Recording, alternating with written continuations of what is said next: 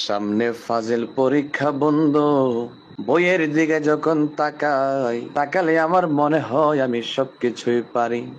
পরীক্ষার পরে আমার কণ্ঠস্থ, মুখস্থ, ঠোঁটস্থ, কিন্তু কি বলবো দুঃখের বিষয় বন্ধু, আজকে আমি মাগরিবের নামাজ পড়ে যখন পড়ার টেবিলের মধ্যে বসলাম, বসিয়া একটু চিন্তা করলাম শনিবারের থেকে আমাদের ফাজিল পরীক্ষা শুরু হবে। যেহেতু পড়া যখন পারি রে, একটু বইগুলো খুলে পড়াটা রিভাইজ দেই। যেই কথা সেই কাজ বন্ধু, সঙ্গে সঙ্গে বইগুলো খুললাম, সাজেশনটাও খুললাম। খোলার পরে যখন দেখি আরবি সব প্রশ্ন রে বাবা, দেখার সঙ্গে সঙ্গে দেখলাম আমার মাথার উপর দিয়ে হঠাৎ করে ঘূর্ণিঝড় আমফানের মতন চক্কর মারলো বন্ধুরে।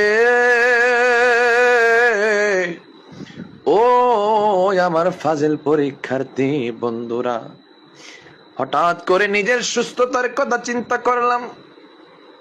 নিজের সুস্থতার কথা চিন্তা করে বইটাকে বন্ধ করে দিলাম, সাজেশনটাকে বন্ধ করে দিলাম।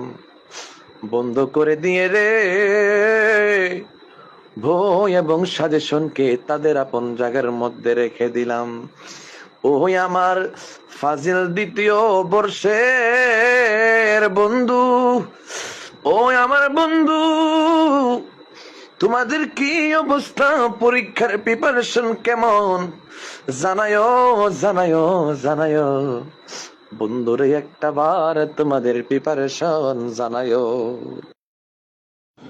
সুবহানাল্লাহ, মাশাআল্লাহ বন্ধু।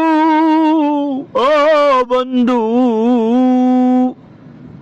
যে কোকিল কণ্ঠ সুরে তুমি আমাকে তোমার ফাজিল পরীক্ষার কথা শুনিয়েছ, বন্ধু তুমি শুনে রাখো, এমন কণ্ঠ দিয়ে যদি তুমি ওয়াজ করো রে বন্ধু, শুধু ওয়াজ নয়, মানুষের অন্তর সহ ওয়াজ হয়ে যাবে।